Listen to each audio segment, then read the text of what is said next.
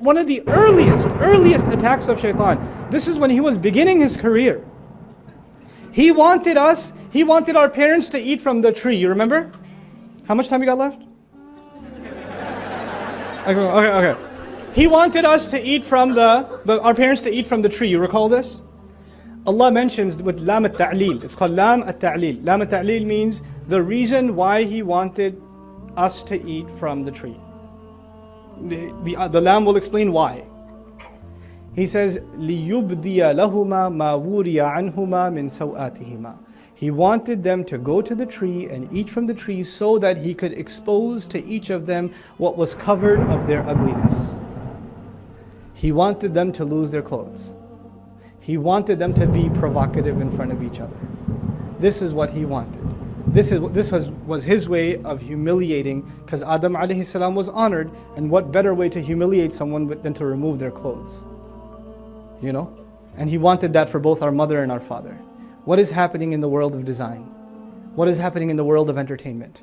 How are you justifying yourself watching television shows that have, the following has sexual content? You're like, oh, it's just some sexual content. It says some.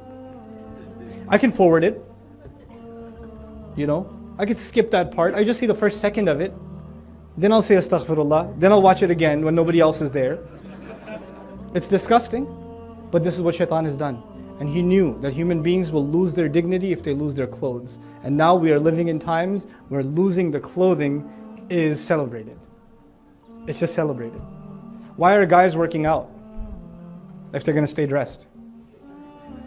You can tell me you're working out because you want to be healthy, but there are plenty of other exercises you can do, but you want to build certain muscles of your body because eventually you want to find an excuse where somebody sees you. It's sad. Even guys. Girls, you know. Why are there are girls that are dressed and they want to tell themselves they're dressed Islamically. They're covered head to toe. But covering isn't just the Islamic code of dress. It's about protecting, covering what Allah beautified within you. So if you're covered head to toe, but you're wearing skin-tight clothes, you know, or you're drawing attention to certain parts of your body with the kinds of clothes you're wearing, you know, you don't kid yourself, you know. And I'm talking to you like your older brother. I'm not gonna, beat around the bush. It is like it is. My daughters have to hear this from me too. So I'm not going to come and talk to you like just a formal lecture, somebody might get offended. Look, I'll tell you like it is. You're 14, 15 years old, you're 16 years old, 17 years old. There's no reason you should be dressing like that. There's no reason. And don't kid yourself that you're wearing a hijab, and don't kid yourself. You know? And I'm not going to call you out if you're walking by, hey, dress better or whatever. I'm not going to call you out, but this is my opportunity to call you out. And nobody else can call you out. You have to call yourself out. You have to stop letting Shaytaan trick you into thinking this is your way of looking beautiful. This is not. This is sad. This is what it's people who don't have anything higher to find meaning in. This is what they find meaning in. I'm not saying you shouldn't dress nicely. Girls have a natural tendency to want to dress nicely. Guys can look like homeless people and they're fine. Girls have a thing. They want to dress nicely. That's fine. You know, I wouldn't dress like this if my mom didn't tell me. I wouldn't do it, you know. So my mom said, "Aise ja rahe ho bahar? Aise lecture doge? Ye pehen ke jao." Like, okay, mom, I'll dress up. Okay. You gonna go like that? Like that? To a lecture? I was like, okay, mom. All right, fine. I'll dress like a human. But girls want to look pretty. That's fine. You know what? Cool. That's cool. No problem. Allah even says when He revealed clothing, He said warisha, and means to look well, look nice. He did.